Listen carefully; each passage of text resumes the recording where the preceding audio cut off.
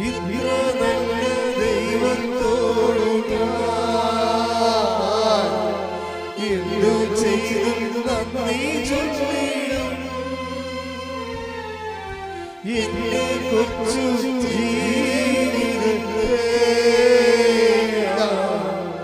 നിന്റെ മുൻപിൽ കാഴ്ചയും ശ്രദ്ധിക്കട്ടെ. ഹല്ലേലൂയ.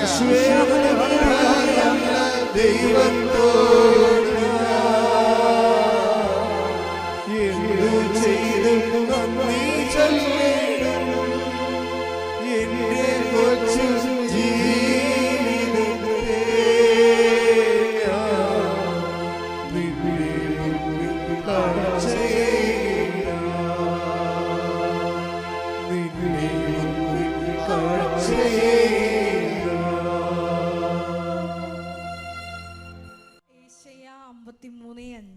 യെശയ്യാ 53:5 നമ്മുടെ അതിക്രമങ്ങൾക്ക് വേണ്ടി അവൻ മുറിവേൽപ്പിക്കപ്പെട്ടു. നമ്മുടെ അതിക്രമങ്ങൾക്ക് വേണ്ടി അവളല്ല മുറിവേൽപ്പിക്കപ്പെട്ടത്. മനസ്സിലായില്ലേ? അതാണ് വിഷയം. ആരാ മുറിവേൽക്കപ്പെട്ടത്?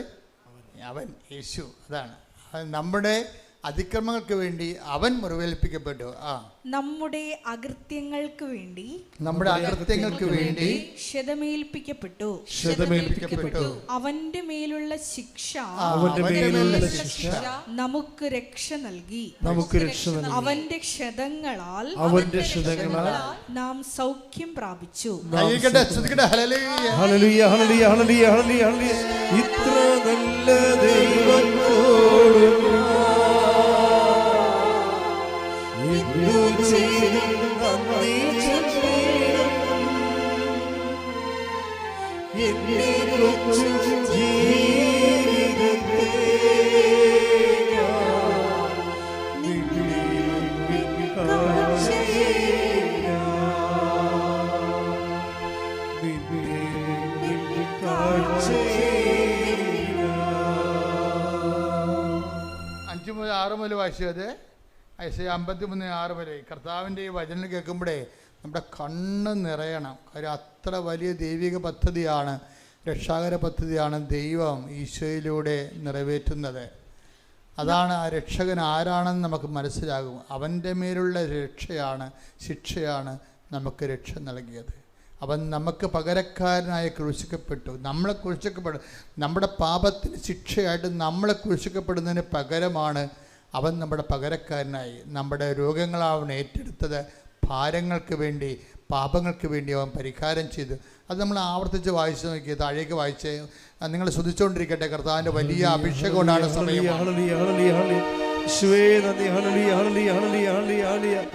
53:6 മുതൽ താഴേക്ക് വായിക്കുക. ആടുകളെ പോലെ നാം വഴിതെറ്റിപ്പോയി. ആടുകളെ പോലെ ഞാൻ പറഞ്ഞില്ലേ, നിങ്ങൾ ഇടത്തോട്ട് വലത്തോട്ട് തിരിയുമെന്ന്. അപ്പം ആടുകളല്ലേ ഇടത്തോട്ടും വലത്തോട്ടും തിരിയണത്. ഓരോരോ പച്ചപ്പ് കണ്ടും കടിച്ചു തിന്നാൻ വേണ്ടി അങ്ങോട്ട് അവരവരുടെ താല്പര്യ ഇംഗിതങ്ങൾക്ക് വേണ്ടി അങ്ങോട്ടും ഇങ്ങോട്ടും തിരിഞ്ഞ് ദൈവത്തിൻ്റെ കാൽപാദങ്ങളും വചനങ്ങളും ദൈവത്തിൻ്റെ പാതകളും നമ്മൾ അപഭ്രംശം സംഭവിച്ചു. അതാണ് ആടുകളെ പോലെ നാം ഓരോരുത്തരും സ്വന്തം വഴിക്ക് പോയി. നമ്മുടെ അകൃത്യങ്ങൾ കർത്താവ് അവന്റെ മേൽ ചുമത്തി. കാര്യം നമ്മളെ അകൃത്യങ്ങൾ നമ്മുടെ മേൽ ചുമത്തിയിട്ട് കാര്യമില്ല. എന്താ പറയുന്നത്? കാര്യം നമ്മൾ ചെയ്തിരിക്കുന്നത് ആരോടാണ്? ദൈവത്തോടായത് കാരണം നമുക്കത് പരിഹരിക്കാൻ പറ്റത്തില്ല. അതാണ് ഞാൻ പറഞ്ഞതിൻ്റെ കാരണം. അതാണ് ഞാൻ ഉദ്ദേശിച്ചത്. കാര്യം നമ്മൾ ഒരു മൃഗത്തെ എറിയണതും ഒരു ഡിഗ്നിറ്ററിയനെ എറിയണതും തമ്മിൽ വ്യത്യാസമുണ്ട്. അത് പരിഹരിക്കാൻ പറ്റത്തില്ല. ശിക്ഷ അപാരമായിരിക്കും. അതുകൊണ്ട് പാപം നിയമലംഘനമാണെന്ന് പറയുമ്പോൾ പാപം വചന ലംഘനമാണെന്ന് പറയുന്നത് എന്തുകൊണ്ടാണ്? പാപമാകുന്നത് തിരിച്ച് എത്താൻ നമ്മളെ തടസ്സപ്പെടും. അതാണ് വിഷയം. പിതാവ് ഞാൻ അങ്ങേപ്പക്കൽ നിന്ന് വന്നു, അങ്ങേപ്പക്കലേക്ക് തിരിച്ച് എത്താൻ പറ്റുന്നതിന് ദൈവം നമുക്ക് കറക്റ്റായിട്ടുള്ള വചനത്തിൻ്റെ വിളക്കുകളും വെച്ചിട്ടുണ്ട്. അതെല്ലാം മനസ്സിലാക്കിയിട്ട് പോലും നമ്മൾ അംഗീകരിക്കാതെ നമ്മുടെ സ്വന്തം വഴികൾക്ക് പോയി. ഈ സ്വന്തം അതാണ് വായിച്ചമാർക്ക് ആടുകളെ പോലെ നാം വഴിതെറ്റിപ്പോയി നാം ഓരോരുത്തരും സ്വന്തം വഴിക്ക് പോയി നമ്മുടെ അകൃത്യങ്ങൾ കർത്താവ് അവന്റെ മേൽ ചുമത്തി. അവൻ്റെ മേൽ അവളുടെ മേലല്ല ചുമത്തിയത്, അതാണ് ദൈവികമായ പദ്ധതിയാണ്. മനുഷ്യൻ ചെയ്ത പാപത്തിന് പരിഹാരമായിട്ട് യേശു മനുഷ്യൻ്റെ പ്രകൃതി സ്വീകരിച്ചുകൊണ്ട് ആ പ്രകൃതിയിൽ ശിക്ഷ വാങ്ങിച്ചുകൊണ്ട് അതാണ് ദൈവത്തോട് സമാനതയുള്ള അത് പരിഗണിക്കാതെ ദാസനായി മരണത്തോളം കുരിശു മരണത്തോളം തന്നെ താഴ്ത്തിയെന്ന് പൗലോസ് പറഞ്ഞ അങ്ങനെയാണ്. ക്രിസ്തുവിലൂടെ എടുത്ത രക്ഷ, ആ രക്ഷയ്ക്ക് വേണ്ടി എടുത്ത മനുഷ്യാവതാര രക്ഷാകരമായ പ്രക്രിയകളെ അതാണ് വെള്ളിയാഴ്ചകളൊക്കെ നമ്മൾ ആചരിക്കുകയും ആരാധിക്കുകയൊക്കെ ചെയ്യണത്. അപ്പം അതാണ് ആരാധന എന്ന് പറയുന്നത്. അത് ദൈവികമായ ദൈവത്തിൻ്റെ തനി സാന്നിധ്യത്തിനാണ് നമ്മൾ ആരാധന കൊടുക്കുന്നത്. ലാട്രിയ എന്നൊക്കെ പറയും, അത് ദൈവശാസ്ത്ര ഭാഷയാണ്. പരിശുദ്ധ അമ്മയ്ക്ക് നമ്മൾ കൊടുക്കുന്ന ഹൈപ്പർധൂളിയ എന്ന് വെച്ച് കഴിഞ്ഞാൽ അതിതീഷ്ണ വണക്കം. അത് ആർക്കും കൊടുക്കണില്ല. മിസ്റ്റർ സെബസ്ത്യാനോസിനോ ഔസേപ്പിതാവിന് പോലും കൊടുക്കണില്ല.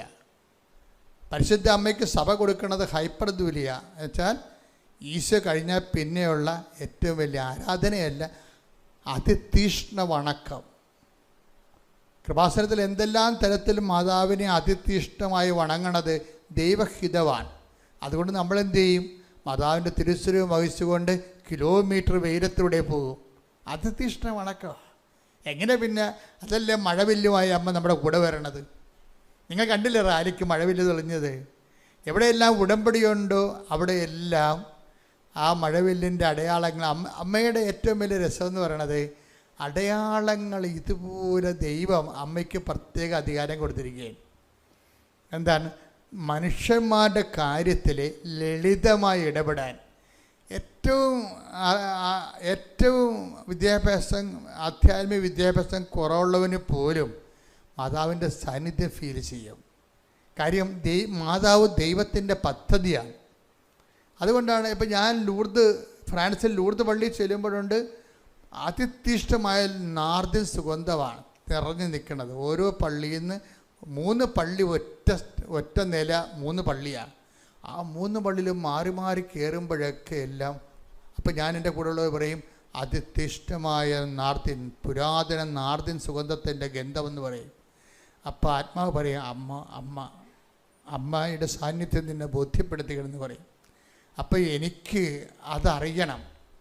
അപ്പം ദൈവം എന്നോട് സംസാരിക്കുന്നത് എനിക്ക് 100 അനുഭവങ്ങളുണ്ട്. അപ്പം ഞാൻ മുറി ചെന്നിട്ട് പറഞ്ഞ് എന്താണ് ലൂർദ് പള്ളി സംഭവിച്ചതെന്ന് ചോദിക്കുമ്പോൾ ഉടനെ ഓപ്പൺ ചെയ്യും, 12:3 കാണിക്കും. 12:3 യോഹന്നാൻ്റെ സുവിശേഷം. മറിയം ഒരു കുപ്പി ആദ്യം സുഗന്ധ തൈലം എടുത്തുകൊണ്ട് അവൻ്റെ പാദങ്ങളിൽ പൂശിയെന്ന്. അപ്പം ഇങ്ങനെ സ്വകാര്യ ബോധ്യങ്ങൾ കിട്ടുന്ന ഒരു 10,000-കണക്കിന് അനുഭവങ്ങളുടെ ആകത്തുകയാണ് ശരിക്കും പറഞ്ഞാൽ എന്നെ പലപ്പോഴും ദൈവം നിങ്ങളുടെ പക്ഷത്താണ്. പരിശുദ്ധ അമ്മയും എൻ്റെ ഈശോയും ചേർന്ന് എൻ്റെ കുടുംബത്തിൽ തന്ന നിരവധി അനുഗ്രഹങ്ങൾക്ക് സാക്ഷിയായിട്ടാണ് ഞാൻ ഈ ആൾത്താരയിൽ നിൽക്കുന്നത്. പരിശുദ്ധ അമ്മയുടെ പ്രത്യക്ഷീകരണത്തിൻ്റെ സാക്ഷിയാക്കി ഞങ്ങളെ ഉയർത്തിയതിനെ ഓർത്ത് ഞങ്ങൾ ഹൃദയം നിറഞ്ഞ നന്ദി പറയുന്നു. എൻ്റെ പേര് ജിൻസി. ഞാൻ എറണാകുളം തേവയ്ക്കൽ ഇടവകാംഗമാണ്. എൻ്റെ ഹസ്ബൻഡ് മെർച്ചൻ്റ് നേവി ഓഫീസറാണ്, സിബി ജെയിംസ്. 2019 മെയ് മാസത്തിലാണ് ഞാൻ ആദ്യമായി ഉടമ്പടി എടുക്കുന്നത്. ഉടമ്പടി എടുക്കാനുള്ള സാഹചര്യമുണ്ടായത് 4 തവണ കൃപാസനത്തിൻ്റെ പേപ്പർ എനിക്ക് കിട്ടുകയും 4ാമത്തെ തവണ ഞാൻ ഇവിടെ വന്ന് ഉടമ്പടി എടുക്കുകയുമാണ് ചെയ്തത്. ഇപ്പോൾ ഞാൻ കഴിഞ്ഞ തവണ പുതുക്കിയത് സിൽവർ ഗ്രേയിലേക്ക് ഞാൻ കയറുകയുണ്ടായി. 2 തവണ ഇതിനു മുൻപ് ഞാൻ സാക്ഷ്യം പറഞ്ഞിട്ടുണ്ട്. പരിശുദ്ധ അൾത്താരയിൽ നിന്ന് അച്ഛൻ സന്ദേശം ലഭിച്ച ഒരു വലിയൊരു സാക്ഷ്യവും എൻ്റെ കുഞ്ഞിന് ലഭിച്ച രോഗസൗഖ്യത്തിൻ്റെ സാക്ഷ്യവും ഞാൻ 2 വട്ടം യൂട്യൂബിൽ പറയുകയുണ്ടായി. ഇപ്പോൾ ഞങ്ങൾക്ക് കിട്ടിയ ഈ ഒരു അനുഗ്രഹത്തെപ്പറ്റി പരിശുദ്ധ അമ്മ ഞങ്ങളുടെ ഇടയിൽ ഇടപെട്ട് സമയച്ചുരുക്കം സംഭവിച്ച് ഞങ്ങൾക്ക് തന്ന ഈ ഒരു അനുഗ്രഹങ്ങളെപ്പറ്റി എൻ്റെ ഹസ്ബൻഡ് എക്സാം പാസ്സായതിനെപ്പറ്റി ഹസ്ബൻഡ് തന്നെ പറയുന്നതാണ്. ഞാൻ ഹസ്ബൻഡിന് കൊടുക്കുന്നു. എൻ്റെ പേര് സിബി ജെയിംസ്. പരിശുദ്ധ അമ്മയ്ക്കും തിരുകുമാരനും ഒരു 1000 കോടി നന്ദി പറയുന്നു. ഞാൻ മെർച്ചൻ്റ് നേവി ഓഫീസറാണ്. 2nd ഓഫീസറായിട്ട് ഇപ്പോൾ സെയിൽ ചെയ്തുകൊണ്ടിരിക്കുന്നു. ഞാൻ 2022 ചീഫ് മേറ്റ് എക്സാംസ് കൊടുക്കുന്നതിൻ്റെ കോഴ്സ് കംപ്ലീറ്റ് ചെയ്യുകയും എന്നാൽ എക്സാംസ് ക്ലിയർ ചെയ്യുന്നതിന് സമയമെടുക്കുന്നു എന്നുള്ളത് കൊണ്ട് ഞാൻ എക്സാംസ് കൊടുക്കാണ്ട് ഫിനാൻഷ്യലായിട്ടുള്ള പ്രോബ്ലംസൊക്കെ ഉണ്ടാകും എന്നുള്ളൊരു പേടി കാരണം ഞാൻ എക്സാംസ് കൊടുക്കുന്നത് നീട്ടി വെച്ചുകൊണ്ടിരുന്നു.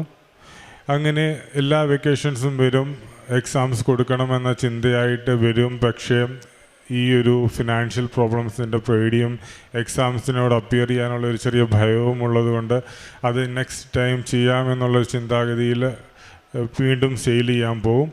അങ്ങനെ ഇരിക്കുമ്പോൾ വൈഫ് 2025 എക്സാം ഷെഡ്യൂൾ വന്നപ്പോൾ ജൂലൈയിൽ എക്സാം ഉണ്ടെന്ന് കണ്ട് വൈഫ് ഉടമ്പടിയിൽ പ്രാർത്ഥിച്ച് 2025 ജൂലൈയിലെ എക്സാം കൊടുക്കണമെന്ന് എന്നോട് ആവശ്യപ്പെടുകയുണ്ടായി.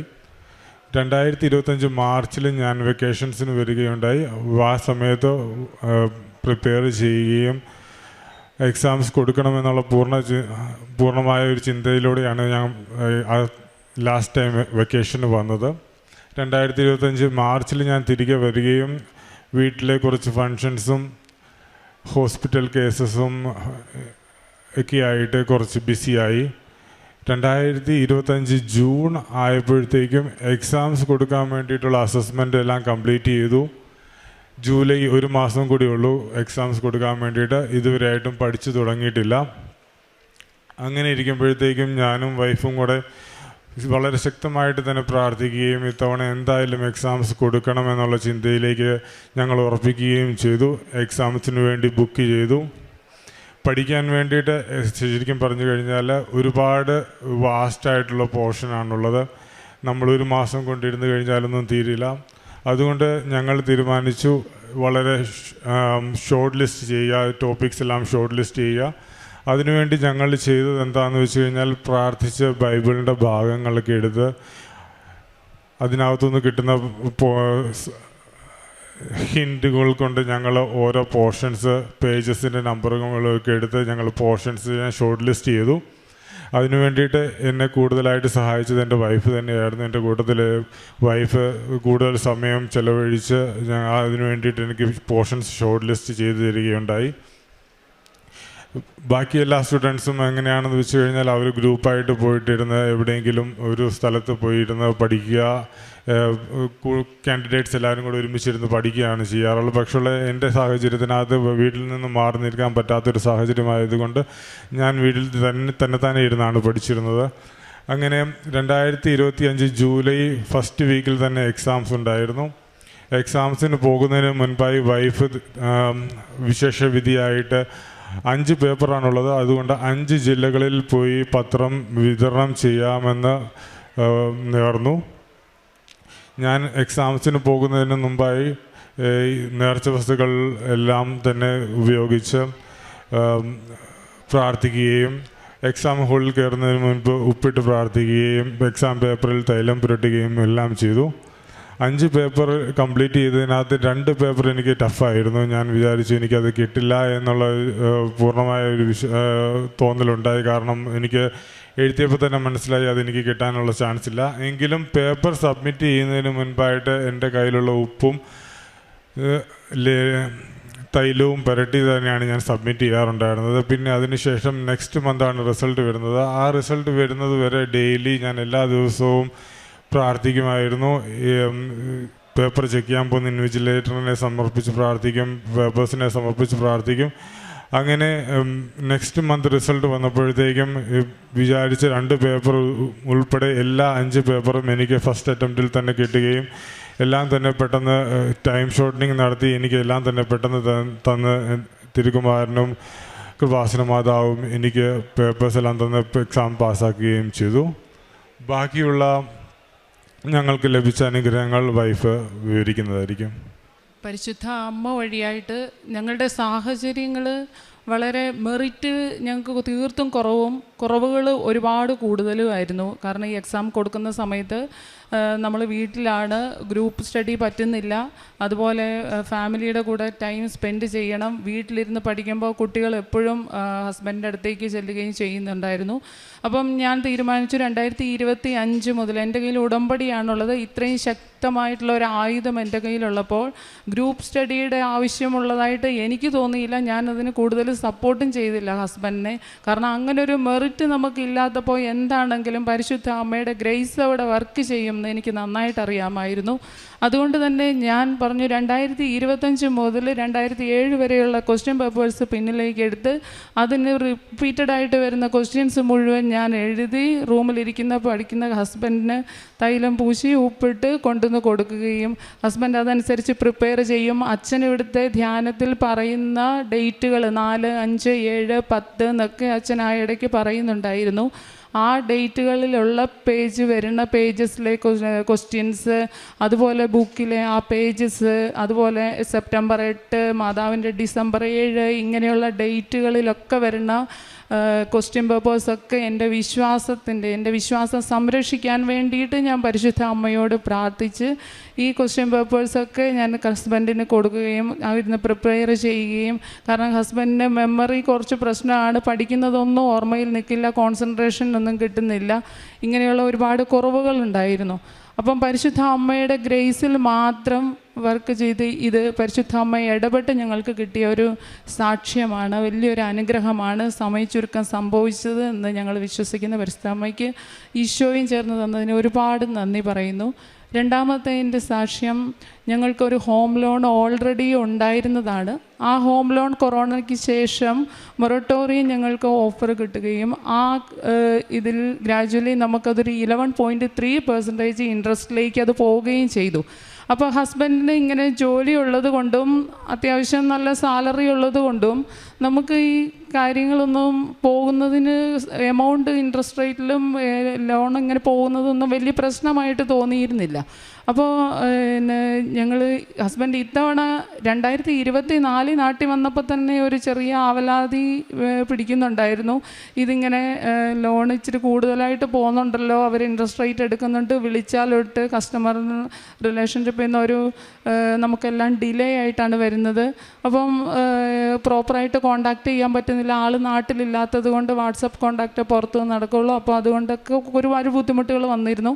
അപ്പോൾ എന്ത് ചെയ്യും, ഒരു 4-5 ബാങ്കുകൾ കോണ്ടാക്ട് ചെയ്യുകയും അവരുടെ റെപ്രസെൻറ്റേറ്റീവ് വന്ന് കണക്ട് ചെയ്ത് നമ്മുടെ പ്രോപ്പർട്ടി വാല്യുവേറ്റ് ചെയ്യുകയും, വാല്യുവേഷനിൽ വരുമ്പം പ്രോപ്പർട്ടിയുടെ വാല്യൂവും നമ്മുടെ ലോൺ എമൗണ്ടുമായിട്ട് ശരിയാവാത്തത് കൊണ്ട്, ലോൺ എമൗണ്ട് അതിൽ കൂടുതലായതുകൊണ്ട് അവർ റിജക്റ്റ് ചെയ്യുകയും ചെയ്യും. ഒരു ബാങ്കുകാർ റിജക്റ്റ് ചെയ്തിട്ട് അടുത്ത ആൾക്ക് കൊടുക്കും, അവർ തന്നെ കൊടുത്ത ഏകദേശം ഒരു 4-5 ബാങ്കുകൾ റിജക്റ്റ് ചെയ്തിരുന്നു. അപ്പോൾ ആ വർഷം കടന്നുപോയി. 2025 നാട്ടിൽ വന്നപ്പോൾ ഏകദേശം 1 വർഷത്തോളം എക്സാമിൻ്റെ കാര്യത്തിന് വേണ്ടിയിട്ട് നമ്മൾ നിൽക്കണമെന്ന് ഉദ്ദേശിച്ചിട്ടാണല്ലോ വരുന്നത്. അപ്പം ഈ ഒരു ഇൻട്രസ്റ്റ് റേറ്റ് കൂടുതൽ പോകുന്നത് ഞങ്ങളെ കുറച്ച് ബാധിക്കും എന്ന് വരുന്നത് കൊണ്ട് ഹസ്ബൻഡ് ഇങ്ങനെ ഇരുന്ന് പറഞ്ഞിരുന്നു, ഇവർ വിളിച്ചാൽ ഫോൺ എടുക്കത്തുമില്ല, എന്ത് ചെയ്യും നമ്മൾ മുന്നോട്ട്, ഇങ്ങനൊരു ആവലാതി ഹസ്ബൻഡ് തന്നെത്താനെ ഇങ്ങനെ പറഞ്ഞുകൊണ്ടിരുന്നപ്പോഴാണ് എനിക്ക് ഇതിൻ്റെ ലോസ് എത്രമാത്രം വരുന്നെന്നും 1 വർഷം എത്രമാത്രം എമൗണ്ട് നമുക്ക് നഷ്ടം വരുന്നെന്നും ഇത് ഇതിലേക്ക് കുറഞ്ഞു കഴിഞ്ഞാൽ എത്ര ലാഭം വരുന്നെന്നും ഒക്കെയുള്ള കാര്യം മനസ്സിലാവാൻ തുടങ്ങി. അപ്പം തന്നെ ഞാൻ ഗേറ്റിന് പുറത്തിറങ്ങിപ്പോയിട്ട് പരിശുദ്ധ അമ്മയുടെ നേർച്ച വസ്തുക്കളുടെ ഉപ്പ് എടുത്ത് നമ്മുടെ വീട്ടിലേക്ക് വിശ്വാസ പ്രമാണം ചൊല്ലി ഞാൻ പ്രാർത്ഥിച്ചിട്ട് തിരിച്ചു വന്നപ്പോൾ തന്നെ എനിക്ക് എൻ്റെ മനസ്സിലൊരു ബാങ്കിൻ്റെ നമ്പർ ഉണ്ടായിരുന്നു. കാരണം അവരെ തന്നെ വിളിക്കണം എന്നുള്ളത്. കാരണം ഇതിനു മുന്നേ അവരും ഒരു തവണ വന്ന് പോയതാണ്, പക്ഷേ റിജക്റ്റാക്കി. അതിൻ്റെ കാരണം അവർ പ്രോപ്പറായിട്ട് പറഞ്ഞിരുന്നുമില്ല. അത് ഏകദേശം മൊറട്ടോറിയം എടുത്തിട്ടുള്ള ഗ്യാപ്പ് ചൊവ്വിന് ആയിട്ടില്ല. അത് നിങ്ങൾ എടുത്തതിന് ശേഷമുള്ളൊരു ഗ്യാപ്പ് ഏകദേശം ഇത്രയും വർഷം കഴിഞ്ഞാൽ മാത്രം തരാമെന്നുള്ളൊരു രീതിയിലാണ് സംസാരിച്ചിരുന്നത്. അപ്പം ഈ ബാങ്കിലേക്ക് ഞാൻ പെട്ടെന്ന് തന്നെ എടുത്ത് വിളിക്കുകയും ഒരു പുതിയ മാനേജറാണ് അവിടെ ഉണ്ടായിരുന്നത്. ആ പഴയ മാനേജർ ഉണ്ടായിരുന്നില്ല, പുതിയ മാനേജർ ഉണ്ടായിരുന്നത്. ഞാൻ സംസാരിച്ച ഉടനെ തന്നെ എൻ്റെ അടുത്ത് നമുക്ക് ചെയ്യാമല്ലോ എന്ന് പറഞ്ഞു. ഞാൻ തിരിച്ചു വന്നു. ഹസ്ബൻഡ് പഠിക്കുകയാണ് മുകളിലിരുന്ന്. ഞാൻ ഹസ്ബൻഡിന് കൊടുത്തു. അപ്പോൾ ഡീറ്റെയിൽ ആയിട്ട് അറിയാവുള്ളൂ ഹസ്ബൻഡ്. അപ്പോൾ ഹസ്ബൻഡ് പറഞ്ഞു ഇങ്ങനെയൊക്കെയുള്ളൊരവസ്ഥ കൂടെ കടന്നുപോയി. പ്രോസസ്സിംഗ് ഒക്കെ സ്റ്റാർട്ട് ചെയ്യും, പക്ഷേ കുറച്ച് കഴിയുമ്പോഴത്തേനും ഈ സംഭവങ്ങളൊക്കെ ഇങ്ങനെയൊക്കെയാണ് വരാറ് എന്ന് പറഞ്ഞപ്പോൾ പറഞ്ഞു സാരമില്ല, നമുക്കത് ചെയ്യാൻ പറ്റുന്ന കാര്യമാണ്, നിങ്ങൾ ഡീറ്റെയിൽസൊക്കെ ആയിട്ട് വരാൻ പറഞ്ഞു. പിറ്റേ ദിവസം തന്നെ ഞങ്ങൾ നേർച്ച വസ്തുക്കൾ, മാതാവിൻ്റെ കാശുരൂപം, അച്ഛൻ്റെ ധ്യാനമൊക്കെ കേട്ടോണ്ട് തന്നെ അവിടെ പോയി അവരോട് സംസാരിച്ച് പിറ്റേ ഒരു ജൂലൈ 3 ആയപ്പോഴത്തേനും ഞങ്ങൾ ബാക്കി എല്ലാ ഡോക്യുമെൻറ്റ്സും കൊടുത്ത് സ്റ്റാർട്ട് ചെയ്തു. ഏകദേശം ഓഗസ്റ്റ് എൻഡ് ആയപ്പോഴത്തേനും ലോൺ നമുക്ക് ടേക്ക് ഓവർ ചെയ്യാനുള്ള സിറ്റുവേഷൻ, എല്ലാ കാര്യങ്ങളും പ്രോസസ്സിങ് കഴിഞ്ഞു. അപ്പോൾ ഞങ്ങൾ ഓഗസ്റ്റിൽ നമുക്ക് റിസൾട്ട് വന്നതിന് ശേഷം റിസൾട്ടിന് പരിശുദ്ധ അമ്മയോട് കാണാൻ വേണ്ടിയിട്ട് നന്ദി പറയാൻ ഇവിടെ വന്നിരുന്നു. ആ സമയത്ത് തന്നെ എനിക്ക് അവിടെ നിന്ന് ഞാൻ പ്രാർത്ഥനയെല്ലാം കഴിഞ്ഞ് വന്നപ്പോൾ ഹസ്ബൻഡ് പറഞ്ഞു ഒരു കോള് വന്നു. കാരണം ഇത് സ്കെച്ച് കൊടുത്തതിനകത്ത് കുറച്ച് പ്രോപ്പർട്ടിയുടെ കാണിക്കുന്നില്ല, സ്ക്വയർ ഫീറ്റ് കുറവാണ് കാണിക്കുന്നത്, അപ്പോൾ ഇച്ചിരി എമൗണ്ട് കൂടുതൽ കൊടുക്കേണ്ടി വരും എന്ന് പറഞ്ഞു. അപ്പം ബാക്കിയെല്ലാം ശരിയാണ്, ഒരു കുഴപ്പമില്ല, ഇച്ചിരി ഒരു എമൗണ്ടും കൂടെ കൂടുതൽ കൊടുക്കണം. അതപ്പോൾ നമുക്ക് സംബന്ധിച്ചൊരു കൂടുതൽ എമൗണ്ടും ആയിരുന്നു. അപ്പോൾ ഞാൻ അവിടെ ഒരു അമ്മച്ചി എൻ്റെ അടുത്ത് അവിടെ നിൽക്കുന്ന ഒരു സാരി എടുത്ത ഒരു അമ്മച്ചിയായിരുന്നു. ആ അമ്മച്ചി ഞങ്ങൾ തമ്മിൽ ടോക്ക് കേട്ടിട്ടാണോ എന്നറിയില്ല, അവിടെ അങ്ങോട്ട് എൻ്റെ അടുത്തേക്ക് വന്നു. ഒരു പ്രായം ചെന്ന ഒരു അമ്മച്ചിയാണ്. പക്ഷേ അമ്മച്ചിയുടെ ആ പ്രായത്തിനേക്കാട്ടിലും നല്ല അറിവുള്ള ഒരു സംസാരം പോലെയാണ് സംസാരിക്കുന്നത്.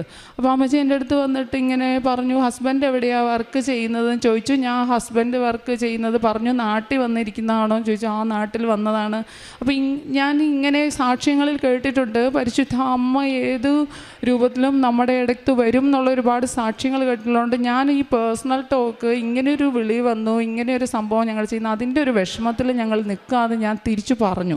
അപ്പോൾ ആ അമ്മച്ചി എൻ്റെ അടുത്ത് പറഞ്ഞു മോളെ ആ മാനേജറിനുമായിട്ട് നല്ല രീതിയിലൊന്ന് സംസാരിച്ച് നോക്ക്, നല്ല ഇടപെടലുകൾ നടത്തി നോക്ക്, കുറച്ച് പൈസ എന്താണെങ്കിലും കൊടുക്കേണ്ടി വരും, ഒരു ഹാഫ് എമൗണ്ടോളം കൊടുക്കേണ്ടി വരും, അങ്ങനെ ഒരു സംസാരിച്ച് അതിലൊന്ന് തീർപ്പിച്ച് നോക്കുമെന്ന് പറഞ്ഞു.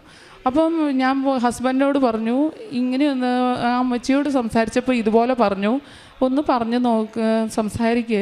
എന്നിട്ട് ഹസ്ബൻഡ് പോയി പുറത്തേക്ക് പോകുന്നത് കണ്ടു. അപ്പം ഞാൻ അത് കഴിഞ്ഞ് അമ്മച്ചി ശരി എന്ന് പറഞ്ഞ് ഇവിടെ തന്നെ നിൽക്കുന്നത് കണ്ടു. അത് കഴിഞ്ഞ് ഞാൻ അമ്മച്ചിയെ പിന്നെയും കണ്ടു കേട്ടോ. കുറച്ച് നേരം അമ്മച്ചി ഇവിടെ തന്നെ ഉണ്ടായിരുന്നു. അപ്പോൾ ഹസ്ബൻഡ് തിരിച്ചു വന്നിട്ട് പറഞ്ഞു എമൗണ്ട് കുറച്ച് തന്നിട്ടുണ്ട് അവർ, ഞങ്ങൾക്കൊരു താങ്ങാവുന്ന എമൗണ്ട് ആയിരുന്നു, ഞങ്ങളത് വേഗം തന്നെ സിസ്റ്ററിനോട് ചോദിച്ച് അറേഞ്ച് ചെയ്യുകയും കൊടുക്കാൻ പറ്റുകയും ചെയ്തു. അപ്പം ഞാൻ അമ്മച്ചിയോട് പറയുകയും ചെയ്തു ഇങ്ങനെ അറേഞ്ച് ചെയ്യാൻ പറ്റി. അപ്പം ഉടനെ തന്നെ അമ്മച്ചി എന്നോട് പറഞ്ഞു ഞാൻ പറഞ്ഞില്ലേ ഇത്ര എമൗണ്ട് കൊടുക്കേണ്ടി വരും എന്നുള്ളതെന്ന് പറഞ്ഞു. അപ്പോൾ അത്രയും പ്രായത്തിനെ കവിഞ്ഞൊരു അറിവുള്ള ഒരു അമ്മച്ചിയായിരുന്നു. പെട്ടെന്ന് തന്നെ അടുത്ത് സംസാരിക്കാനൊക്കെ ഉള്ളൊരു കഴിവുണ്ടായിരുന്നു. ഒന്നും ആലോചിച്ച് പോലും നിൽക്കുന്നുണ്ടായിരുന്നില്ല അമ്മച്ചി. അത് കഴിഞ്ഞ് ഞങ്ങൾക്ക് പരിശുദ്ധ അമ്മ തന്ന ഒരു വലിയൊരു അനുഗ്രഹമായിരുന്നു. അവിടുത്തെ പ്രോസസ്സിങ് കാര്യങ്ങളെല്ലാം നടന്നു. നമുക്ക് മാതാവിൻ്റെ സെപ്റ്റംബർ 8 എന്ന് പറഞ്ഞൊരു ദിവസത്തിന് ആ ഒരു സമയത്ത് തന്നെ ഫോർക്ലോഷർ ലെറ്റർ കിട്ടി. കാരണം ആ ബാങ്കിൽ നിന്ന് അവർക്ക് നമ്മൾക്ക് ടേക്ക് ഓവർ ചെയ്ത് മറ്റു ബാങ്കിലേക്ക് പോകുന്നതിന് കുറച്ച് ഡിലേ ആക്കി അവർ അത് കിട്ടാൻ വേണ്ടിയിട്ട്. ഞങ്ങൾ നിരന്തരമായി മാതാവിൻ്റെ ആ ഒരു ഡേറ്റിന് സമയത്ത് തന്നെ പ്രാർത്ഥിച്ചുകൊണ്ടിരുന്നു. അങ്ങനെ ഞങ്ങൾക്ക് കിട്ടുകയും നമുക്ക് 11.3 7.5 എന്ന് പറഞ്ഞ ഇൻട്രസ്റ്റ് റേറ്റിലേക്ക് നാഷണൽ ബാങ്കിലേക്ക് തന്നെ നമുക്ക് ലോൺ ടേക്ക് ഓവർ ചെയ്ത് എടുക്കാൻ പറ്റി. അത് പരിശുദ്ധ അമ്മയുടെ പ്രത്യേക ഒരു ഇടപെടലുകൾ മൂലമാണ്. കാരണം ആ മാനേജർ മാറി വന്നു, വാല്യുവേഷൻ വന്നപ്പം വാല്യുവേറ്റർ വന്ന് റേറ്റ് ഇട്ടപ്പോഴത്തേനും ഞങ്ങൾക്ക് റേറ്റ് പക്കയായിരുന്നു, ഒരു കുഴപ്പമില്ല. അത് നേരത്തെ വന്ന് ഓൾറെഡി ഈ റേറ്റ് ഇട്ടുകൊണ്ട് പോയ അതേ വാല്യുവേറ്റർ തന്നെയാണ് ആദ്യം രാവിലെ കോള് വിളിച്ചപ്പോൾ ഞങ്ങൾ നമ്പർ സേവ് ചെയ്തിട്ടുണ്ടായി. ആ ആൾ തന്നെയാണ് വന്നതും. വന്ന് ആൾ പുറത്ത് നിന്നതേ ഉള്ളൂ, മഴയുണ്ടായിരുന്നത് കൊണ്ട് പുറത്ത് നിന്ന് കോട്ടൊക്കെ ഇട്ടിട്ട്. എന്നിട്ട് ഞങ്ങളുടെ അടുത്ത് ഫോൺ തന്നിട്ട് പോയി റൂമിലേക്ക് ഫോട്ടോ എടുത്തുകൊണ്ട് വരാൻ ഹസ്ബൻഡിനോട് പറഞ്ഞു. ഹസ്ബൻഡ് ഫോട്ടോ എടുക്കാൻ വേണ്ടി കൊണ്ടുപോയി. ആ സമയത്തൊക്കെ ഞങ്ങൾ തൈലവും ഉപ്പും ഒക്കെ ഉപയോഗിച്ചിരുന്നു വീട്ടിൽ. നേർച്ച വസ്തുക്കളുടെ ഉപയോഗം മൂലം പരിശുദ്ധാത്മാവിൻ്റെ വിവേകം മൂലം ഞങ്ങൾ ചിന്തിപ്പിച്ച് എല്ലാ കാര്യങ്ങളും മുന്നോട്ട് കൊണ്ടുപോയതിനെ ഓർത്ത് നന്ദി പറയുന്നു. മൂന്നാമത്തെ എൻ്റെ സാക്ഷ്യമാണ്. എൻ്റെ പപ്പ ഇവിടെ വന്നിട്ടുണ്ട്. പപ്പയുടെ ഡിസംബർ 22-ാം തീയതിയൊക്കെ ഇപ്പോൾ പപ്പയ്ക്ക് നല്ല മോഷൻ പോകുന്ന കൂടെ ബ്ലീഡിങ് ഉണ്ടായിരുന്നു. ആ ബ്ലീഡിങ് വയറുവേദന അധികം ഇല്ല, പക്ഷേ പപ്പയ്ക്ക് ബ്ലീഡിങ് നന്നായിട്ട് പോവുകയാണ്. പമ്പ് ചീറ്റണത് പോലെ അങ്ങനെ അങ്ങ് പമ്പിൽ നിന്ന് വരുന്നത് പോലെ പൊക്കോണ്ടിരിക്കുക പോകുമ്പോഴൊക്കെ. അപ്പോൾ 2 ദിവസമായി. 2 ദിവസമായിട്ടും ഇവർ ഞങ്ങളെയൊന്നും അറിയിച്ചില്ല. കൂടുതലും മക്കളെ അധികം ബുദ്ധിമുട്ടിക്കാതെ സ്വന്തം കാര്യങ്ങൾ ചെയ്തുകൊണ്ട് മാക്സിമം പോകുന്ന പേരൻസാണ്. അതുകൊണ്ട് തന്നെ ഞങ്ങളൊന്നും അറിയില്ല. 2-ാമത്തെ ദിവസം കഴിഞ്ഞിട്ട് വീട്ടിൽ നിന്ന് ഓട്ടോയിൽ പോകാനായപ്പോഴത്തേനാണ് മമ്മി എൻ്റെ അടുത്ത് വിളിച്ച് പറഞ്ഞത് ഹോസ്പിറ്റലിൽ പോകുവാണ്, ഇങ്ങനെ ഒരു സംഭവം ഉണ്ടായിരുന്നു എന്ന് പറഞ്ഞത്. അപ്പോൾ ക്രിസ്മസ് ആണ് 2 ദിവസം കൂടെ കഴിഞ്ഞാൽ. അപ്പോൾ ഡോക്ടർ ചെന്നിട്ട് നോക്കിയപ്പോൾ തന്നെ നല്ല ബ്ലഡ് വരുന്നുണ്ട്. അപ്പോൾ ഡോക്ടർ പറഞ്ഞു ഇപ്പോൾ ഒന്നും നമുക്ക് ചെയ്യും, മരുന്ന് എന്തായാലും ബ്ലീഡിങ് കുറയാനുള്ള മെഡിസിൻസ് കൊടുത്തു. ആ മെഡിസിൻസ് കൊടുത്തു കഴിഞ്ഞതിന് ശേഷം വീട്ടിൽ വന്നു, കുഴപ്പമൊന്നുമില്ല. പപ്പ ചെറിയതായ രീതിയിലുള്ള ഭക്ഷണം കഴിക്കേണ്ട കാര്യങ്ങളൊക്കെ അവർ പറഞ്ഞു, അതനുസരിച്ച് കഴിച്ചുകൊണ്ട് പോന്നു. 25-ാം തീയതി ഞങ്ങൾ ക്രിസ്മസിന് വീട്ടിൽ ചെന്നു കഴിഞ്ഞിട്ട് നമ്മൾ 26-ാം തീയതി എന്താണെങ്കിലും സ്കാനിങ്ങിന് പപ്പയോട് സ്കാൻ പറഞ്ഞിട്ടുണ്ടായിരുന്നു, ഡോക്ടർ കാണാൻ പോവാമെന്ന് പറഞ്ഞു. അപ്പം HP നോക്കിക്കൊണ്ടിരിക്കണം. HP ആദ്യം പോയപ്പോൾ 11.2 ആയിരുന്നു. അത് കഴിഞ്ഞിട്ട് പിന്നെ 10-ലേക്കായി. അത് കഴിഞ്ഞ് ഞങ്ങൾ സ്കാനിങ്ങിൽ പോയി CT സ്കാൻ ചെയ്തു. അതിനകത്തൊരു കുഴപ്പവും കാണിച്ചിട്ടുണ്ടായില്ല. അപ്പോൾ തിരിച്ചു വന്ന് എൻഡോസ്കോപ്പി ചെയ്യണം ഡോക്ടർ പറഞ്ഞു. അപ്പം HB നോക്കിക്കൊണ്ടിരിക്കണം എന്ന് പറഞ്ഞു. 2-3 ദിവസം കഴിഞ്ഞിട്ട് വീണ്ടും ഇവർ സ്കാനിങ്ങിന് ഡോക്ടറെ റിസൾട്ടുമായിട്ട് കാണിക്കാൻ പോയ സമയത്ത് HB ചെക്ക് ചെയ്തപ്പം HB 7-ലേക്കായി. അപ്പോൾ ഡോക്ടർ പറഞ്ഞു ഇൻറ്റേർണൽ ബ്ലീഡിങ് നടക്കുന്നുണ്ടാവും, അതുകൊണ്ടാണ്. അപ്പോൾ ഒന്ന് തന്നെ അഡ്മിറ്റ് ആയിക്കോളാൻ പറഞ്ഞു. അപ്പം വീട്ടിൽ അമ്മയുണ്ട്, ഒരു 90 വയസ്സുള്ളത്. അത് കാരണം കൊണ്ട് ഞങ്ങൾക്ക് പപ്പയും മമ്മിയും ഒരു മാനസികാവസ്ഥയിലായിരുന്നില്ല. കാരണം പപ്പ അത്യാവശ്യം നന്നായിട്ട് അധ്വാനിക്കുന്ന ആളാണ്. ആൾക്ക് ഒരിടത്ത് പോയി അങ്ങനെ കിടക്കാനുള്ള ബുദ്ധിമുട്ടുകളുണ്ട്. അപ്പം എന്നെ വീട്ടിൽ നിന്ന് അങ്ങനെ മാറി നിൽക്കാറൊന്നുമില്ല. ഹോസ്പിറ്റൽ കേസിൽ നിന്ന് വരുമ്പോൾ തന്നെ വല്ലാത്ത ഒരു ബുദ്ധിമുട്ടാണ്, ശീലവും ഇല്ല. അപ്പം പപ്പയെ തിരിച്ച് വീട്ടിലേക്ക് വന്നിട്ട് ഞങ്ങൾ നാളെ വരാമെന്ന് പറഞ്ഞു വന്നു. വീട്ടിൽ വന്ന് പപ്പ മമ്മി പൂർണ്ണമായിട്ടും പിറ്റേ ദിവസം പോകുന്നതിന് മുമ്പും എല്ലാം തൈലം പപ്പയുടെ വയറിലും നെറ്റിയിലും എല്ലാം പൂശി പിറ്റേ ദിവസം അഡ്മിറ്റ് ആകാമെന്നുള്ള തീരുമാനത്തിലെല്ലാം പാക്ക് ചെയ്ത് ഇവർ പോയി. അവിടെ ചെന്ന് HB നോക്കിയപ്പം 7 ആയിരുന്ന HB 10-ലേക്കായി. അപ്പോൾ ഒരു വിശ്വാസം ഞങ്ങളുടെ ഭയങ്കരമായിട്ട് അത് ഉയർന്നു. കാരണം ഞാൻ വല്ലാതെ ബുദ്ധിമുട്ടിയിരുന്നു. 7 ആയ സമയത്ത് വിളിച്ചു പറഞ്ഞ സമയത്ത് വല്ലാത്ത വിഷമത്തിലായിരുന്നു. കാരണം ഞാൻ പപ്പ റബ്ബർ ടാപ്പിംഗ് ചെയ്യുന്ന ആളാണ്. 10 ഏക്കർ സ്ഥലത്താണ് പപ്പ പാട്ടത്തിനെടുത്തിട്ട് റബ്ബർ വെട്ടുന്നത്. അത് ഒറ്റയ്ക്കാണ് ചെയ്യുന്നത്. ആ 10 ഏക്കർ സ്ഥലത്ത് ഒരു 1500 മരമേ ഉള്ളൂ. അപ്പോൾ ഒരു മരം കഴിഞ്ഞിട്ട് അടുത്ത മരം എന്ന് പറയുന്നത് നല്ല ഗ്യാപ്പിട്ടാണുള്ളത്. അപ്പോൾ ഇത് പപ്പ ഏണി വെച്ചിട്ട് കയറി നിന്നൊക്കെയാണ് ചെയ്യുന്നത്. ഞാനവിടെ പോയപ്പോൾ കണ്ടിരുന്നു. ഒരു ദിവസം എന്നെയും കൊണ്ട് കാണിച്ചിരുന്നു ഞങ്ങൾ അവധിക്ക് ചെന്നപ്പോൾ. അപ്പോൾ ഈ ഒരു ബുദ്ധിമുട്ടും വെച്ചിട്ടാണല്ലോ പപ്പ ഈയിടെ ഈ HB 7 ആയത്. സാധാരണഗതിക്ക് ഞാൻ കണ്ടിട്ടുണ്ട് ഒരുപാട് പേരൻസ് വളരെ ബുദ്ധിമുട്ട് ചെറിയ കാര്യങ്ങൾക്ക് തന്നെ ഒരുപാട് നമ്മൾക്ക് കാര്യങ്ങൾക്കകത്ത് കൊണ്ട് നടക്കേണ്ടി വരാറുണ്ട്. പക്ഷേ ഇവർ ഞങ്ങളെ ഒന്നും അറിയിക്കുന്നില്ല. കാര്യങ്ങളൊക്കെ സ്വയം ചെയ്തു പോകുന്നുണ്ട്. നമുക്കൊരു ബുദ്ധിമുട്ടുമില്ല, മക്കൾ ബുദ്ധിമുട്ടുണ്ടാകുന്നു കരുതി. അപ്പോൾ അതുകൊണ്ട് എനിക്ക് ആ 7 ആണെന്ന് അറിഞ്ഞപ്പം ഭയങ്കര ബുദ്ധിമുട്ടായിരുന്നു. വിഷമത്തോടെ ഞാൻ കൊന്ത ചൊല്ലി പ്രാർത്ഥിക്കുകയൊക്കെ ചെയ്തു. പിറ്റേ ദിവസം 10 ആയി എന്ന് അറിഞ്ഞപ്പോഴത്തേനും വല്ലാത്ത സന്തോഷമായി. മാതാവ് ഇതിനകത്ത് എന്താണെങ്കിലും ഇടപെട്ടു എന്ന് എനിക്കറിയായിരുന്നു. അത് കഴിഞ്ഞിട്ട് എനിക്ക് ഉടമ്പടി പുതുക്കേണ്ട ഒരു ദിവസം ഉണ്ടായിരുന്നു. ആ സമയത്ത് വന്ന് ഞാൻ എഴുതി, എന്ത് തന്നെയാണെങ്കിലും ബ്ലീഡിങ് വന്നതായി ഇതിനകത്ത് എന്തെങ്കിലും ഉണ്ടാവും, അതെനിക്ക് സർജറി കൂടെ മരുന്നുകൊണ്ട് മാത്രം പോകുന്ന ഒരു കാര്യമായിട്ട് പരിശുദ്ധ അമ്മ ഇടപെടുത്തണം. കാരണം പപ്പയ്ക്ക് അത് താങ്ങാനുള്ള ബുദ്ധിമുട്ട് എന്ന് വെച്ച് കഴിഞ്ഞാൽ ഇങ്ങനെ ഈ ഹോസ്പിറ്റലിൽ കയറി ഇറങ്ങി നടക്കുക, പിന്നെ ഒരാളെ ഡിപ്പെൻഡ് ചെയ്ത് വരിക, ഇതൊക്കെ വല്ലാത്ത ബുദ്ധിമുട്ടാണെന്ന് എനിക്ക് നന്നായിട്ട് അറിയാമായിരുന്നു. അതുകൊണ്ട് അങ്ങനെ ഒരു ഇടവരുത്തരുത് എന്നുള്ളത് ഞാൻ നിയോഗത്തിൽ എഴുതിയിരുന്നു. അത് കഴിഞ്ഞ് പപ്പയുടെ എൻഡോസ്കോപ്പി ചെയ്തപ്പം ഒരു കുഴപ്പമില്ല. പക്ഷേ കൊളോണോസ്കോപ്പി ചെയ്തപ്പോഴത്തേനും കുടലിൽ കുരുക്കളുണ്ടായിരുന്നു 3 എണ്ണം. അതിനകത്ത് 1 എണ്ണം പൊട്ടിയതാണ് ബ്ലീഡിങ് വന്നതെന്ന് പറഞ്ഞു. അത് അന്നേരം തന്നെ അതെടുത്തു ബയോപ്സിക്ക് വിട്ടു. ബയോപ്സി കഴിഞ്ഞു. 7 ദിവസത്തെ കഴിഞ്ഞിട്ട് റിസൾട്ട് വരുമെന്ന് പറഞ്ഞു. വീട്ടിൽ നിന്ന് ആരും ഒന്നും അനങ്ങിയില്ല. അതിനകത്തൊന്നും ചോദിക്കാനൊന്നും പോയിരുന്നില്ല. ഞാൻ 7 ദിവസം കഴിഞ്ഞ് വീട്ടിൽ വിളിച്ചപ്പോഴും പറഞ്ഞു ഞങ്ങൾ വിളിച്ച് ചോദിച്ചിട്ടില്ല എന്ന് പറഞ്ഞു. ഞാൻ ഹോസ്പിറ്റലിൽ വിളിച്ചു ചോദിച്ചപ്പോൾ അവർ റിസൾട്ട് ആയിട്ടില്ല എന്ന് പറഞ്ഞു. അപ്പോൾ ഞാൻ പറഞ്ഞു 8 ദിവസം ആയാലും ഇപ്പോൾ ആകേണ്ടതാണ്, ഒന്നുകൂടെ നോക്കിയിട്ട് പറയുമോ എന്ന് ചോദിച്ചു. അപ്പം ഞാൻ അക്ഷയയിൽ ID കാർഡ് പുതുക്കാൻ വേണ്ടിയിട്ട് പോയിരിക്കുകയാണ്. അവിടെ ചെന്ന് നിന്നപ്പോഴാണ് ഒന്നും കൂടെ ഒന്ന് വിളിച്ച് ചോദിക്കുമോ നോക്കുമോ എന്ന് ചോദിച്ച് ഞാൻ സംസാരിച്ചത്. അപ്പോൾ ഈ സാധാരണഗതിക്ക് കൃപാസനത്തെ പറ്റി ഞാൻ പറയാത്ത സ്ഥലങ്ങളില്ല. അപ്പം എവിടെ ചെന്നാലും ഞാൻ മാതാവിനെ പറ്റി സംസാരിക്കും.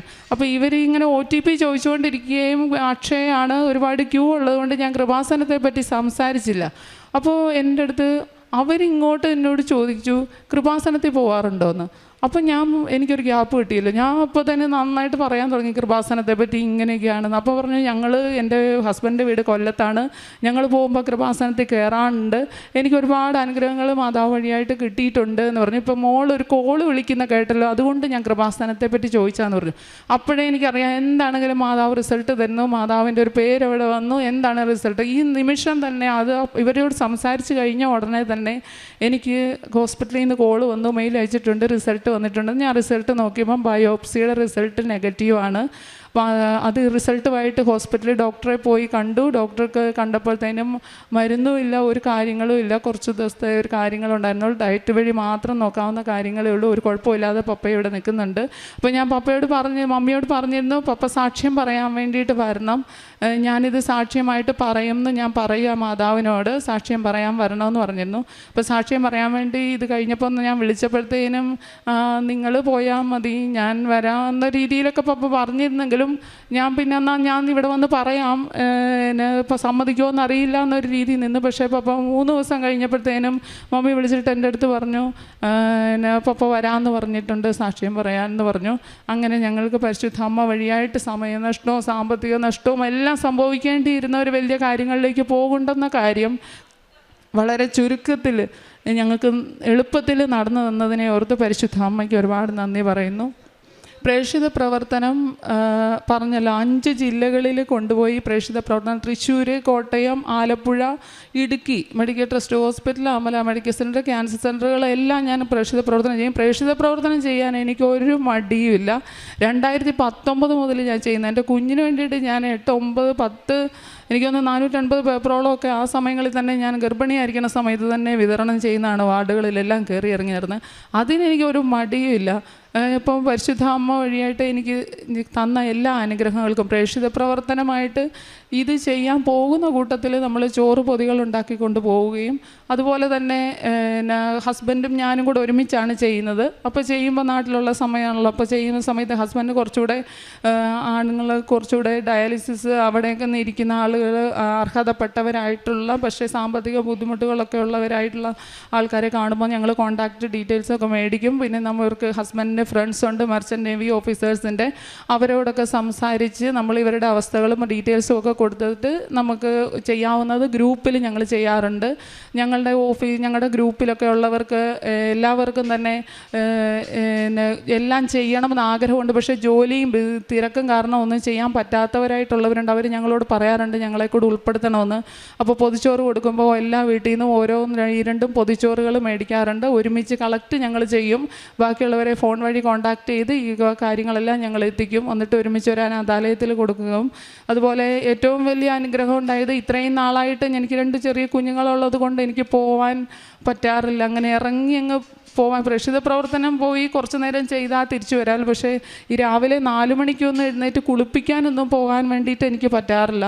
അപ്പോൾ ഈ ഹസ്ബൻഡ് നാട്ടിൽ വന്നപ്പോൾ ഇതിപ്പോൾ സിൽവർ ഗ്രേയിലേക്കായി എനിക്കൊരു ഭയങ്കര നിർബന്ധം ഉണ്ടായിരുന്നു. ഇനി ഇതുപോലെ ഇത്രയുമല്ല ഇതിൽ കൂടുതൽ കാര്യങ്ങൾ ചെയ്യണം. അപ്പോൾ അതുകൊണ്ട് ഞങ്ങൾ കരുണാലയത്തിൽ പോയിട്ട് 4 മണിക്കാണ് അവിടെ ചെല്ലേണ്ടത്. അവിടെ ചെന്ന് ഞാൻ വലിയ സന്തോഷമുള്ള കാര്യമായിരുന്നു. കാരണം അത് മെയിൽ വാർഡായിരുന്നത് കൊണ്ട് ഹസ്ബൻഡിനാണ് കൂടുതൽ ചെയ്യാനുണ്ടായിരുന്നത്. ഹസ്ബൻഡിന് കുട്ടികളുടെ തന്നെ ഫസ്റ്റ് കോളും സെക്കൻഡ് കോളും ഒക്കെ വല്ലാത്ത ബുദ്ധിമുട്ടാണ്. എന്നിട്ട് ഹസ്ബൻഡ് ഏകദേശം 6-7 പേരോളെ ഒരുമിച്ച് നിന്ന് ഓരോരുത്തരെ മാറ്റി കുളിപ്പിക്കുന്നതൊക്കെ കണ്ടപ്പോഴത്തേനും എനിക്ക് ഭയങ്കര സന്തോഷമായി. അതിനുള്ള ഒരു ഞങ്ങൾക്ക് അവസരം ഈ ഉടമ്പടി വഴിയായിട്ടാണ് ലഭിച്ചത്. ആത്മീയ ജീവിതത്തിൽ വളരാനെന്ന് വെച്ച് കഴിഞ്ഞാൽ വിശുദ്ധ കുർബാന 2024 മുതൽ ഞങ്ങൾ 25 വരെ 25-ലും 1 ഞങ്ങൾ കുർബാന അടുപ്പിച്ച് വിശുദ്ധ കുർബാന എല്ലാ ദിവസവും കാണും. കുർബാന ഒരു 5 മിനിറ്റ് ലേറ്റായി എവിടെയെന്ന് കണ്ടു കഴിഞ്ഞാൽ ഞാൻ അടുത്ത എടപ്പള്ളി വരെയാണെങ്കിലും നമ്മുടെ കാക്കനാട് നിന്ന് പോയിട്ട് അവിടെ കാണുകയുള്ളൂ കുർബാന. അത്രയും ദൈവത്തോട് അടുക്കാനുള്ള ഒരു ഭാഗ്യം നൽകി. അതുപോലെ തന്നെ ആൾത്താരയോട് ചേർന്ന് കുറച്ചുകൂടെ കൂടുതൽ ഈശോയുടെ അടുത്ത് നിൽക്കുന്ന രീതിയിൽ എന്നെ വളർത്തി എന്ന് വെച്ച് കഴിഞ്ഞാൽ ബൈബിൾ ലേഖന വായന, അതുപോലെ കൊയറിൽ നന്നായി പാടും ഞാൻ. പക്ഷേ എനിക്കൊരു കോൺഫിഡൻസ് കുറവ്, എപ്പോഴും ഫിയർ, അതിനകത്തേക്ക് പോകാറില്ലായിരുന്നു. പക്ഷേ അതിനുള്ള ഒരു സാറ് തന്നെ എന്നെ നിർബന്ധിച്ച് എന്നെ കൊയറിലേക്ക് അംഗമാക്കുകയും ഞാൻ പിന്നെ നിരന്തരം കൊയറിൽ പാടാനൊരവസരം, അങ്ങനെ അതായത് അവിടെ നിന്ന് കുർബാന കൂടാതെ ഒരുപടി മുന്നിലേക്ക് എന്നെ ഉയർത്തിക്കൊണ്ട് വന്നു. ആത്മീയ ജീവിതത്തിൽ ബൈബിളിൽ വിട്ടുള്ള ഒരു കളിയിൽ എനിക്കില്ല. കാരണം ബൈബിൾ വായിക്കും ഞാൻ നന്നായിട്ട്. എപ്പോഴും എനിക്ക് രാവിലെ ഉച്ചയ്ക്കും വൈകുന്നേരവും ബൈബിൾ വായിക്കണം. എനിക്ക് വചനം, ഞാൻ നിനക്ക് മുമ്പേ പോയി മലകളിടിച്ച് നിരപ്പാക്കുകയും പിച്ചള വാതിലുകൾ തകർക്കുകയും ഇരുമ്പോടാമ്പലുകൾ ഒടിക്കുകയും ചെയ്യും. ഈ വചനം എൻ്റെ കയ്യിൽ ഞാൻ മുറുക്കെ പിടിച്ചിരിക്കും. കാരണം ഹസ്ബൻഡ് നാട്ടിൽ ഉണ്ടാവാറില്ലാത്തത് കൊണ്ട് എനിക്ക് ഈ കുഞ്ഞുങ്ങളെയും കൊണ്ട് ഒരുപാട് അലച്ചിലുകൾ ഉണ്ടാവാറുണ്ട്, ഒരുപാട് ബുദ്ധിമുട്ടുകൾ ഉണ്ടാവാറുണ്ട്. പക്ഷേ ഉടമ്പടിയാണ് എൻ്റെ ജീവിതം. ഈ മാതാവ് എന്നെ കൊണ്ട് നടക്കുന്നതാണ്. അത് കാരണം കൊണ്ട് എനിക്ക് നേരത്തെ എന്ന് വെച്ച് കഴിഞ്ഞാൽ ഞാൻ ഇങ്ങനെ പറഞ്ഞുകൊണ്ടിരിക്കുമായിരുന്നു. ഒരു ദിവസം ഞാൻ അച്ഛനെ സ്വപ്നത്തിൽ കണ്ടിട്ടുണ്ട്. അതൊന്നും ആലോചിച്ചുകൊണ്ടല്ല, ഞാനിങ്ങനെ അച്ഛനോട് ആവലാതി പറഞ്ഞുകൊണ്ടേയിരിക്കുകയാണ്. ഇങ്ങനത്തെ പ്രശ്നങ്ങളാണ്, ഇതാണ്, ഇങ്ങനെയാണെന്ന്. അപ്പോൾ അച്ഛൻ എന്നോട് പറഞ്ഞു, കുരിശിലേക്ക് നോക്കുമ്പോൾ കുരിശിലേക്ക് നോക്കുന്ന കുരിശും കണ്ട്. അതോടെ ആ സ്വപ്നം അവിടെ തീർന്നു. അപ്പോൾ അതിനുശേഷം എനിക്ക് കുറേയേറെ ബുദ്ധിമുട്ടുകൾ ഇങ്ങനെ വരുന്നുണ്ടായിരുന്നു. പക്ഷേ അതിന് മുന്നോടിയായിട്ടുള്ളൊരു സ്വപ്നമാണ് ഞാനതെന്ന് വിചാരിക്കുന്നു. ഞാൻ ജോസഫ് അച്ഛനെയാണ് ഞാൻ സ്വപ്നം കണ്ടത്. അച്ഛനെ നന്നായിട്ട് തന്നെ കണ്ടു. കാരണം നമുക്ക് പരിശുദ്ധ അമ്മയെ സ്വപ്നം കാണണമെന്നൊക്കെ നമ്മൾ വിചാരിച്ചിട്ട് കിടക്കും. പക്ഷേ പരിശുദ്ധ ഇതെങ്ങനെയൊന്നും ഒരു സ്വപ്നത്തിലേക്ക് വിചാരമൊന്നും ഉണ്ടായിരുന്നില്ല. പക്ഷേ ആ അച്ഛനെ ഡയറക്റ്റായിട്ട് പെട്ടെന്ന് തന്നെ കണ്ടിരുന്ന് സംസാരിക്കുന്നതായിട്ട്, അപ്പോൾ ഞാൻ അവലാതി പറയുന്നതും അച്ഛൻ തിരിച്ചു പറയുന്നതുമായിട്ടുള്ള ഒരു സ്വപ്നം കണ്ടു. പിന്നെ മാതാവിൻ്റെ സാന്നിധ്യം, അതൊരു വലിയൊരു സാന്നിധ്യമാണ്. പിന്നെ ഒരു കാശുരൂപം, ഞങ്ങൾക്കൊരു മിറാക്കിളൊരു സംഭവിച്ചതിനെപ്പറ്റി ഞാൻ പറഞ്ഞില്ല, അത് വിട്ടുപോയി, അതൊന്ന് പറയാം. പരിശുദ്ധ 2023 ഹസ്ബൻഡ് ഉടമ്പടി എടുക്കുകയും 2024 ഷിപ്പിൽ പോയിട്ട് തിരിച്ചു വന്നപ്പോൾ കാശുരൂപം കളഞ്ഞു പോവുകയും, അപ്പം ഹസ്ബൻഡിനോട് ചോദിച്ചപ്പോൾ ഷിപ്പിൽ പോയതാണോ നാട്ടിൽ പോയതാണോ എന്നുള്ള ഒരു ശരിക്കുള്ളൊരു ഐഡിയ ഹസ്ബൻഡിനില്ല. അപ്പം ഞങ്ങൾ ഇതിനെപ്പറ്റി കുറേ ദിവസങ്ങൾ തപ്പി നടക്കുകയൊക്കെ ചെയ്തെന്നാൽ ഷിപ്പിലായിരിക്കും എന്ന് ഞാനിങ്ങനെ വിചാരിച്ചു. മനസ്സമാധാനത്തിൽ ഇങ്ങനെ അലച്ചിലുകളിൽ ഇരിക്കുകയായിരുന്നു. അപ്പോൾ 2025 എക്സാം റിസൾട്ട് വന്നതിന് ശേഷം തീർത്ഥാടന ഉടമ്പടി എടുക്കാമെന്ന് വിചാരിച്ചു. ആ തീർത്ഥാടന ഉടമ്പടി എടുക്കുമ്പം ഓൾറെഡി ഉടമ്പടി ഉണ്ടല്ലോ നേരത്തെ എടുത്തത്, അപ്പോൾ പുതുക്കിയാൽ മതിയല്ലോ. അപ്പം പക്ഷെ കാശുരൂപമില്ല. അപ്പോൾ അതുകൊണ്ട് നമുക്ക് ഉടമ്പടി പുതിയതായിട്ട് എടുക്കുകയും ചെയ്യാൻ വേണമെങ്കിൽ. അപ്പോൾ ഞങ്ങൾക്ക് ഒരാശങ്കയായി, എന്ത് ചെയ്യും, ഉടമ്പടി പുതിയതെടുക്കണോ, ഇങ്ങനെ ഒരു ആശങ്കയിൽ നിന്ന സമയത്താണ് നമ്മൾ കാറ് മേടിക്കുന്ന ഒരു കാര്യവുമായി ബന്ധപ്പെട്ട് ഹസ്ബൻഡ് പുറത്ത് പോയപ്പോൾ ഹസ്ബൻഡ് ഷിപ്പിൽ ഈ പേഴ്സ് യൂസ് ചെയ്യുന്നില്ലാത്തത് കൊണ്ട് ഈ പേഴ്സിൽ നാട്ടിൽ വരുമ്പോൾ ഭയങ്കര ബുദ്ധിമുട്ടാണ്. എല്ലാം എവിടെയും മറന്നു വെക്കും, എല്ലാം കാണാതെ പോവുകയും ചെയ്യും. പേഴ്സ് കൊണ്ടായാലും മറന്നു വെക്കും, ATM കാർഡ് എല്ലാം കാണാണ്ട് പോവും. അപ്പം ക്രെഡിറ്റ് കാർഡ് ആൾ പോക്കറ്റിലിട്ടിരുന്നത് കാണാണ്ട് പോയി, മിസ്സായി. തിരിച്ചു വന്നു, വീട്ടിൽ വന്നിട്ട് എന്നോട് പറഞ്ഞില്ല. വീണ്ടും ആൾ പോയി മെട്രോ സ്റ്റേഷനും ഒക്കെ പോയി തപ്പിയിട്ട് തിരിച്ചു വന്നു, എന്നിട്ടും കിട്ടിയില്ല. അപ്പോൾ രാത്രി കുരിശ് വരയ്ക്കാൻ നേരം എൻ്റെ അടുത്ത് പറഞ്ഞു, നമുക്ക് ഇത് മിസ്സായി പോയിട്ടുണ്ട് ക്രെഡിറ്റ് കാർഡ്, ഇനി അത് ബ്ലോക്ക് ചെയ്യണം, എന്നിട്ട് പുതിയത് എടുത്തിട്ട് ഇത്രയും സമയം എടുക്കുകയും ചെയ്യുമല്ലോ വരുമ്പോൾ എന്ന് പറഞ്ഞു. അപ്പോൾ ഞാൻ പറഞ്ഞു ഇതിനകത്ത് തന്നെ ഉണ്ടാവും പേഴ്സിനെന്ന് പറഞ്ഞിട്ട് ആ പേഴ്സ് പോയിട്ട് ഞാൻ തുറന്നു നോക്കിയപ്പോൾ ആ പേഴ്സിൽ ചില്ലറ തുട്ടുകളും അച്ഛൻ ഈ എക്സാമിന് വേണ്ടിയിട്ട് തന്ന ചെറിയ കാശ് രൂപങ്ങളും ഉള്ളൂ. അപ്പം ഇങ്ങനെയുള്ള ഇതിനകത്ത് ആ ചെറിയ ഇത് തുറന്ന ഉടനെ തന്നെ ഈ വലിയ കാശുരൂപം അതിനകത്ത് ഇരിക്കുവാണ്, വലിയൊരു മാജിക് സംഭവിക്കുന്നത് പോലെ. കാരണം ഒരു കൊല്ലമായിട്ട് ഞങ്ങൾ തപ്പി നടന്നാണ് ഈ എക്സാമിന് പോകുന്ന ഇത്രയും ദിവസങ്ങളും ഞങ്ങൾ ഈ പേഴ്സ് തന്നെ തുറന്നാണ് ഉടമ്പടി തൈലവും ഉപ്പും എല്ലാം തേച്ചുകൊണ്ടിരിക്കുന്നത്. ഈ അച്ഛൻ തന്ന കാശുരൂപം എടുത്ത് അതിലേക്ക് ഉപ്പ് തേക്കുകയും തൈലം തേക്കുകയും ഉപയോഗിക്കുകയും എപ്പോഴും യൂസ് ചെയ്യുകയും തുറക്കുകയും ചെയ്യുന്ന ഒരു സാധനമാണ്. അതിനകത്ത് അന്നൊരു ദിവസം ഈ ക്രെഡിറ്റ് കാർഡ് കാണാതെ പോയ ദിവസം തിരിച്ചു വന്ന് ഞങ്ങൾ നോക്കിയപ്പോഴത്തേന് ഞാൻ നോക്കിയപ്പോൾ ഈ കാശ് രൂപം ഇതിനകത്താണ് ഹസ്ബൻഡിൻ്റെ കഴുത്തിൽ കിടക്കുന്നത്. പരിശുദ്ധാമ്മ സംഭവിപ്പിച്ച ഒരു വലിയ മാജിക് പോലെ സംഭവിച്ച ഒരു കാര്യം, വലിയൊരു മിറാക്കിളാണ് ഞങ്ങൾക്കത് തിരിച്ചു തന്നത്. അതുകൊണ്ട് ഉടമ്പടി ഞങ്ങൾ പുതുക്കുക. പരിശുദ്ധ അമ്മ ഞങ്ങൾക്ക് അതിന് വേണ്ടിയിട്ടുള്ള ഒരു അനുഗ്രഹം തന്നു. അമ്മയുടെ എനിക്ക് വലിയൊരു അനുഗ്രഹമായിട്ട് തോന്നിയത് സുഗന്ധാഭിഷേകത്തിന് വേണ്ടിയിട്ട് എല്ലാവർക്കും കിട്ടുമ്പോൾ ഞാൻ പ്രാർത്ഥിക്കുമായിരുന്നു, എനിക്കും ഒരു സുഗന്ധാഭിഷേകം. സ്വപ്നം കാണാറുണ്ട്, ബാക്കി കാര്യങ്ങളൊക്കെ ചെയ്യാറുണ്ട്, എനിക്കൊരു സുഗന്ധാഭിഷേകം കിട്ടണില്ലല്ലോ, അതെങ്ങനെയാണ്? മഴവില്ലും ഞാൻ കണ്ടിട്ടുണ്ട്. അപ്പോൾ ഈ സുഗന്ധാഭിഷേകത്തിന് വേണ്ടി 2 ആഴ്ചയ്ക്ക് മുകളിലായി ഞാനിങ്ങനെ പ്രാർത്ഥിക്കുന്നുണ്ട്. അപ്പോൾ മെയ് 1-ാം തീയതി ആയപ്പോഴത്തേനും എൻ്റെ തിരിയിൽ ഇങ്ങനെ ഒരു രൂപം മുകളിലേക്ക് പൊങ്ങി അത്രയും ഭാഗത്തെ തിരി കത്തണില്ല. ഇതാണ് ഫോട്ടോയായിട്ട് ഞാൻ എടുത്തുകൊണ്ട് വന്നിരിക്കുകയാണ്. ഇത് ഞാൻ നേരത്തെ തിരിയായിട്ട് തന്നെ വന്ന് സിസ്റ്ററിനെ കാണിച്ചിട്ടുണ്ടായിരുന്നു. അന്ന് എനിക്ക് വേറെ സാക്ഷ്യങ്ങൾ പറയാൻ വേണ്ടിയിട്ടുണ്ടായിരുന്നില്ലാത്തത് കൊണ്ട് സിസ്റ്റർ പറഞ്ഞായിരുന്നു കയ്യിൽ വെച്ച് വയ്ക്കാൻ. ഇപ്പം ഞാനിത് വന്നപ്പോൾ എടുത്തുകൊണ്ട് വന്നതാണ്. ഇതിൽ നന്നായിട്ട് മാതാവിനെ നമുക്ക് തെളിഞ്ഞ് കാണാം ഈ ഫോട്ടോയിൽ. അപ്പോൾ ഞാൻ ഒരു ദിവസം നോക്കുമ്പം ഇങ്ങനൊരു രൂപം അതിനകത്തൊന്നുമില്ല. പിറ്റേ ദിവസം വരയായിട്ട് ലൈൻ വരുന്നുണ്ട്. അതിൻ്റെ പിറ്റേ ദിവസവും 3-4 ദിവസം കൊണ്ടാണ് ഇത് കംപ്ലീറ്റ് ആയിട്ടൊരു രൂപമായിട്ട് വന്നത്. അതിൽ നമ്മൾ തിരി കത്തിക്കുന്ന സമയത്ത് ഇത് നന്നായിട്ട് തെളിഞ്ഞ് കാണും. ഇത് ഫോട്ടോ കൂടി എടുത്ത സമയത്ത് നന്നായിട്ട് മാതാവിനെ ഇതിനകത്ത് കാണാം. നമ്മൾക്ക് ഹാർട്ട് അതുപോലെയുള്ള എല്ലാ കാര്യങ്ങളും തിരിയിൽ വന്നിട്ടുണ്ട്. അപ്പോൾ സുഗന്ധാഭിഷേകമാണെങ്കിൽ എനിക്ക് മാത്രമേ ഇത് അനുഭവിക്കാൻ പറ്റുള്ളായിരുന്നു. ഞാനിത് മറ്റൊരാളോട് പറഞ്ഞു കൊടുക്കണമ്പം അവരത് വിശ്വസിക്കണമെന്ന് പോലുമില്ല. ഇതിപ്പം എനിക്ക് മാതാവ് തന്നത് ഈ തിരിയിലാണ് തന്നത്. ഇത് എനിക്ക് ഈ ലോകത്തുള്ള എല്ലാ ജനങ്ങളോടും ഇത് കാണിച്ചു കൊടുത്ത് തന്നെ എൻ്റെ ഈ വിശ്വാസം പറയാം. ഞാൻ പോകുന്നിടത്തൊക്കെ കാണിക്കാറുണ്ട് ഫോട്ടോ ഫോണിൽ. പരിശുദ്ധ അമ്മ കൃപാസനം മാതാവിൻ്റെ തന്നെ രൂപമാണ് ഇതിനകത്ത് വന്നിരിക്കുന്നത്. എല്ലാവർക്കും കാണാൻ പറ്റുന്നതാണ്. ഇപ്പം പരിശുദ്ധ അമ്മ നൽകിയ എല്ലാ അനുഗ്രഹങ്ങളും ഞങ്ങൾക്ക് പുതിയൊരു വണ്ടി മേടിക്കാനായിട്ട് ഇലക്ട്രിക് വെഹിക്കിൾ മേടിക്കണമായിരുന്നു. പരിശുദ്ധ അമ്മ അതിനെ സഹായിച്ചു. നേർച്ച വസ്തുക്കളുടെ ഉപയോഗം മൂലം നേരത്തെ കുട്ടിക്ക് സിസേഴ്സ് പോലെ വന്നിരുന്നു. ആ സമയത്ത് അവൾക്ക് ഒരൊട്ടും ബോധമില്ലാത്ത രീതിയിൽ സാധാരണഗതിക്ക് കാണുന്നതിനെക്കാട്ടിൽ ഇങ്ങനെ പിടിക്കുകയോ ബലം പിടിക്കുകയോ ഒന്നും അല്ലാതെ അവളുടെ 1 വയസ്സിന് മുന്നേ തന്നെ ഇങ്ങനെ ബോധം പോലും ഇല്ലാത്ത അവസ്ഥയിൽ കളറ് മുഴുവൻ പേളായിട്ടുള്ള ഒരു അവസ്ഥയിൽ വന്നിരുന്നു. ഞാൻ ആ സമയത്തും ധൈര്യം കൈവിടാതെ, ഹസ്ബൻഡും ഇല്ല, രാത്രി എനിക്ക് വേറൊരാളെ ആശ്രയിക്കണം 12 മണിക്ക്. അപ്പം ഞാൻ ആ സമയത്ത് തന്നെ താഴെ ഓടി വന്നിട്ട് കൊച്ചിനെ പിടിച്ചുകൊണ്ട് തന്നെ കുലുക്കി പിടിച്ചുകൊണ്ട് വന്ന് ഞാൻ നീലത്തിരി കത്തിച്ച് വെച്ചിട്ടാണ് ഞാൻ അടുത്ത വീട്ടിലേക്ക്, അമ്മയുണ്ട് ഹസ്ബൻഡിൻ്റെ അമ്മ, ഓടിച്ചു വിടുന്നത്. അമ്മ പോയി ആളെ വിളിച്ചുകൊണ്ട് വന്നു. ആൾ വിളിച്ചുകൊണ്ട് വന്നു. അത്രയും നേരം കുലുങ്ങിട്ട് കൊച്ചു അനങ്ങുന്ന പോലും ഇല്ല. എന്നിട്ട് ഒരു 2 മിനിറ്റ്സ് ആയ സമയത്തിനാണ് കൊച്ചിന് ഇങ്ങനെ കണ്ണ് തുറന്നൊന്ന് നോക്കുന്നത്.